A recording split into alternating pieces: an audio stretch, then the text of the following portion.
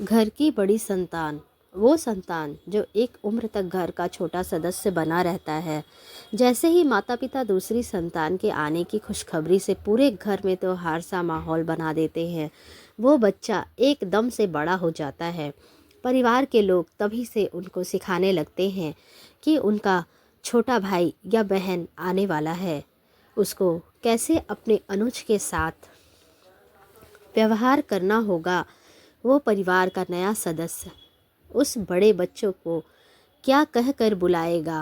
उस नए सदस्य की पहली किलकारी हमारी बड़ी संतान यानी को बड़ा होने का हक दे देती है। बच्चे के रोने की आवाज़ सुनते ही वो बड़े गर्व और प्रेम से नवजात शिशु का नाम खुशी रख देती है। ऐसा लगा मानो उसको पता था कि घर में उसकी छोटी बहन ही आएगी और उसके पहले से नाम सोच रखा था। कहीं ना कहीं अनी के मन में यह एहसास हुआ गहरा था कि वो अब बड़ी बहन बनने वाली है। इतना गहरा कि जब सूरज अपनी पहली किरण से आकाश के स्लेटी रंग को लाली में बदलने वाला था, अनी अपने पिता के साथ अस्पताल पहुंच जाती है। उस दिन वो रात भर नहीं सोई थी, ना ही पिताजी को सोने दिया। सुबह के आगमन के साथ 4:30 बजे उसने अपनी बहन का नामकरण करा। उस दिन उसने सबको जता दिया कि वो बड़ी बहन बन गई है। फिर तो अनी की सुबह स्कूल जाते वक्त खुशी को गले लगाकर होती। दोपहर को स्कूल से आगमन भी उसको लिपट कर प्यार करने से होता। अनी की माँ उसको समझाती कि नवजात शिशु के पास मुंह हाथ धोकर आना चाहिए। बस फिर क्या था, स्कूल से आते ही मिनटों में वह कपड़े बदलती और हाथ मुंह साफ कर अपनी गुड़िया के साथ खेलने जाती। यूं ही खेलते खेलते और खिलौनों से शरारत करते दोनों बहनें बड़ी होने लगी। पर इन सब के बीच खुशी छोटी और अनी बड़ी बहन बनी रही। हर बात पर जिद करना, रोने का नाटक करना और तो और स्कूल में भी अनी के पीछे भागना खुशी का रोज का काम हो गया था। इस बात पर कई बार बेचारी अनी को भी खुशी के साथ डांट पड़ जाती, पर अनी हर कदम बड़ी होने का फ़र्ज अदा करती। घर में सबसे पहले मदद के लिए हम ज़्यादातर बड़ी संतान को ही आवाज़ लगाते हैं। हमारे मन उसको ज़्यादा जिम्मेदार समझने लगता है। इसी के चलते घर के काम और अपनी पढ़ाई में अनी समझदार होती गई। दोनों बच्चे उस वक्त करीब 9 और 13 वर्ष के थे जब उनकी माता के पेट में बहुत तेज पीड़ा हुई। पिताजी ने जब डॉक्टर को दिखाया तो उन्होंने ऑपरेशन की सलाह दी। माता को पथरी की तकलीफ़ थी। अस्पताल की तरफ से चिंता नहीं थी। आजकल बहुत सुविधा होती है। माँ बाप दोनों परेशान थे कि ऑपरेशन के समय और बाद में सब कैसे होगा, लेकिन उस वक्त डॉक्टर की सलाह को प्राथमिकता देकर अनी के पिता ने उसकी माँ का इलाज कराया। भगवान की कृपा से घर संभालने के लिए उनको एक मदद मिल गई। ऑपरेशन का दिन मिलाकर माँ को 2 दिन के लिए अस्पताल में रहना था। माँ के घर में न होने के बावजूद काम वाली आंटी की मदद से उस छोटी बच्ची अनी ने घर और खुशी का अपनी तरफ से पूरा ध्यान रखा। पिताजी को घर और खुशी की तरफ ज़्यादा सोचना नहीं पड़ा। अनी खुशी को पढ़ाने के साथ अपनी पढ़ाई में भी कोई कमी नहीं आने दी। वो उसका स्कूल का गृह कार्य करने में मदद करती। आंटी जो खाना बनाती वो बहुत प्यार से खुशी को अपने हाथों से खिलाती। उसकी हर बात को संयम से संभालती। सुबह स्कूल जाने के लिए खुशी को तैयार करती, बाल बनाती और बैग लगाने में भी मदद करती। माँ के पीछे ही नहीं बल्कि उनके अस्पताल से आने के बाद भी अनी ने कुछ दिनों तक घर, छोटी बहन और माँ का ध्यान करा। धीरे धीरे घर पहले की तरह पटरी पर आ गया। माता पिता के मन में इस बात की खुशी का सागर था कि अनी ने अपनी बड़ी संतान होने का फर्ज पूरे तरीके से अदा करा, परंतु उसके साथ कुछ बूंदें दुख की भी थी कि उनकी बड़ी संतान कितनी जल्दी बड़ी हो गई। जो भी घर में आता, माता पिता अनी की तारीफ़ों के पुल बांध देते। उसको देखकर सबके मन से हर पल यही दुआ निकलती कि प्रभु सबके घर ऐसी ही एक बड़ी संतान हो। आज दोनों बच्चियां पढ़ लिख कर नौकरी करने लग गई हैं। दोनों ही माँ बाप का भी पूरा ध्यान रखते हैं, अब भी पूरा ध्यान रखती हैं। परंतु आज भी जब कोई चिंता का विषय होता है तो बच्चों के माँ बाप बड़ी संतान को पहले बताते हैं। छोटी बेटी आज भी उनके लिए छोटी बच्ची है। बड़ी संतान कई बार माँ बाप की जगह ले लेती है, बल्कि यूँ कहे कि एक उम्र के बाद वो माँ बाप जैसे हो जाते हैं। घर परिवार के कायदे रिवाज, त्योहार हो या लेन देन, बड़ी संतान को मानो तो सब पता होता है। उसने माँ को यह सब करते हुए बहुत करीब से जो देखा होता है एवं हाथ बटाया होता है। जैसे बचपन में माँ की बीमारी में अनी ने घर और बहन की हर ज़रूरत का ध्यान करने की कोशिश की थी, आज सचमुच बड़ी हो जाने पर वो उसी ईमानदारी से हर बात का ध्यान करती है। खुशी के ऊंचे दर्जे की पढ़ाई हो या उसकी शादी, यूँ लगता था कि जैसे वो उसकी जिम्मेदारी है।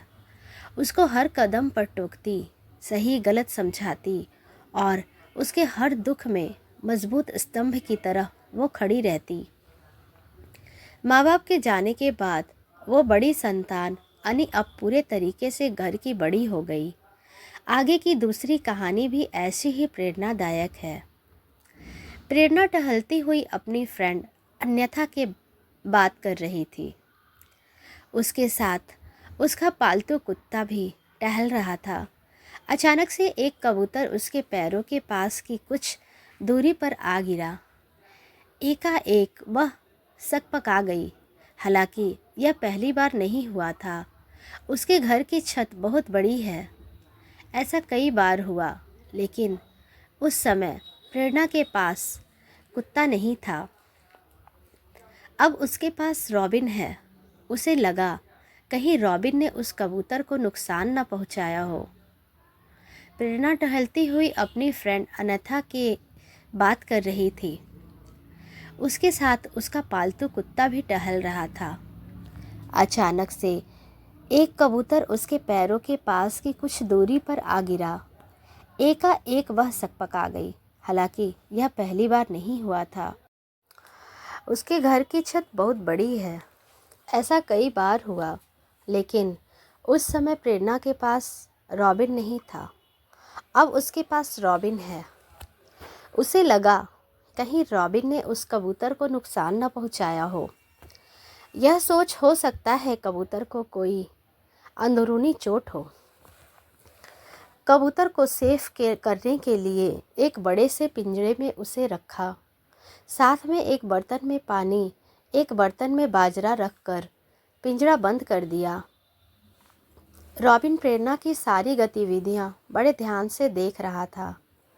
उचक उचक कर कुछ समझने की कोशिश कर रहा था। उस समय घर में रॉबिन के साथ प्रेरणा अकेली थी। यह सोचकर सुबह देखती हूँ सीढ़ियों से नीचे उतर आई। उसने साथ साथ रॉबिन भी उतर आया। प्रेरणा को रात भर चैन से नींद नहीं आई। उसकी आंखों के सामने वह कबूतर घूम रहा था। सोच रही थी पता नहीं कबूतर को चोट कहाँ लगी। वह उड़ नहीं पा रहा है। कहीं रात में वह कबूतर मर गया तो। सुबह के 5 बजते ही प्रेरणा ने झटपट बिस्तर छोड़ा और सीधे छत पर पहुंच गई। उसके पीछे रॉबिन भी आ गया। देखा वह कबूतर पिंजड़े में इधर उधर टहल रहा था। यह देख प्रेरणा के हृदय को कुछ चैन आया। पिंजड़ा काफ़ी बड़ा था, उस कबूतर को स्पेस मिल रही थी। प्रेरणा ने पिंजड़ा खोलकर कबूतर को निकालना चाहा, लेकिन कबूतर उसके हाथ बढ़ाने पर और पीछे सरक जाता। ऐसा कई बार होता रहा। प्रेरणा को लगा कि अभी भी कबूतर उससे डर रहा है। प्रेरणा ने कबूतर को पुचकारा और पिंजरा खोलकर साइड हो गई। देखा कबूतर फटाफट निकलकर ऊंची उड़ान भरता हुआ उड़ गया। कबूतर को उड़ता हुआ देख प्रेरणा के दिल को बहुत तसल्ली हुई। वह बहुत खुश थी। सोचा वह कबूतर चोट खाया था, रात में उसको कुछ आराम मिला होगा, अब वह उड़ पाने की स्थिति में होगा, इसलिए वह उड़ गया। चलो अच्छा हुआ, वरना कोई बिल्ली या रॉबिन ही उसे खा जाता। हालांकि रॉबिन से तो उसने बचा लिया था। यह सोचती सोचती वह सीढ़ियाँ उतरकर नीचे आ गई। शाम के समय प्रेरणा किचन में काम कर रही थी। देखती क्या है, रॉबिन छत पर गया है। दरवाज़ा खुला रहने के कारण रॉबिन अक्सर छत पर चला जाया करता था। कुछ समय बाद वह वापस आया तो उसके मुंह में कबूतर था। एक बार को प्रेरणा शॉक्ड रह गई। उसे लगा रॉबिन उस कबूतर को फिर पकड़ लाया। रॉबिन ने तो इस कबूतर को दांतों से दबाकर मार दिया होगा। प्रेरणा ने गुस्से से कहा, रॉबिन यह क्या है? लेकिन ऐसा नहीं था। वह इस तरह पकड़ कर लाया जैसे जानवर नए पैदा हुए बच्चे को उठाते हैं। रॉबिन ने कबूतर को प्रेरणा के पैरों के करीब छोड़कर प्रेरणा की शक्ल देखने लगा, जैसे कुछ कहना चाह रहा हो। प्रेरणा ने ध्यान से देखा और उसे समझते देर नहीं लगी। उसने देखा यह दूसरा कबूतर है और मांझे से उलझा है और उड़ने की स्थिति में नहीं है। यह देख उसे सारा माजरा समझ आ गया। रॉबिन छत पर गया था। वहाँ यह कबूतर इस हालत में देख रॉबिन अपने मुंह में दबाकर उसके पास ले आया। पक्षी को प्यार समझते देर नहीं लगती। रॉबिन प्रेरणा के पास कबूतर को बचाने लाया था। उसने प्रेरणा को कबूतर की सेवा करते देखा था। उसने कबूतर की जान बचाई थी। रॉबिन का प्रेरणा को इशारा था कि अब इसे भी बचाओ। उसने कबूतर को हाथ में थामकर धीरे धीरे मांझा हटाया। देखने पर उसे कोई चोट नज़र नहीं आई। मांझा हटाते ही कबूतर एक्टिव हो गया। प्रेरणा ने कबूतर को पुचकार कर कहा, चल जी ले अपनी ज़िंदगी। उसे उड़ने के लिए छत पर छोड़कर आज़ाद कर दिया। वह कबूतर उड़ान भर अपनी मंजिल की ओर चला गया। जानवर भी प्रेम की भाषा समझते हैं। बेशक जानवर या पक्षी हमारी भाषा न बोलते हों, लेकिन संवेदनाएं तो मानव जैसी है। जानवर और पक्षी भी खुश और दुखी होते हैं। वह बोल नहीं सकते, लेकिन उनमें भी मनुष्य की तरह दर्द, भावनाएं, प्यार होता है। वह किसी को नुकसान नहीं पहुंचाते। जब खतरा महसूस करते हैं तो हिंसक हो जाते हैं। कुत्ते भी इंसानों की तरह औरों का दुख दर्द महसूस करते हैं। वह किसी तरह की कोई मदद नहीं कर सकते, लेकिन एहसास दिला देते हैं। वह अपने मालिक के इशारे समझते हैं। वह कबूतर एक ही रात पिंजड़े में रहकर प्रेरणा को अपना सा लगने लगा। उसकी जब इच्छा होती वह पिंजड़े पर आकर बैठ जाता और रॉबिन तो उसका दोस्त बन चुका था। जिस प्रकार हम इंसानों को प्रेम की आवश्यकता होती है, उसी प्रकार पशु पक्षी भी प्रेम की भाषा समझते हैं और वो इंसान द्वारा किए जाने वाले प्रेम आसानी से पहचान लेते हैं। वह निस्वार्थ प्रेम करते हैं। सही और गलत का फ़र्क जानवर भी जानते हैं।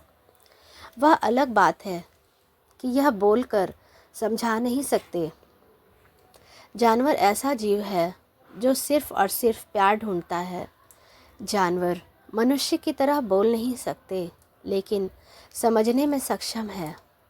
हम अपने प्यार और स्नेह से मनुष्य ही नहीं, जानवर को भी अपना बना सकते हैं। प्रेरणा अपने आप में इस नेक काम से खुश थी। उसने 2 कबूतरों की जान बचाई।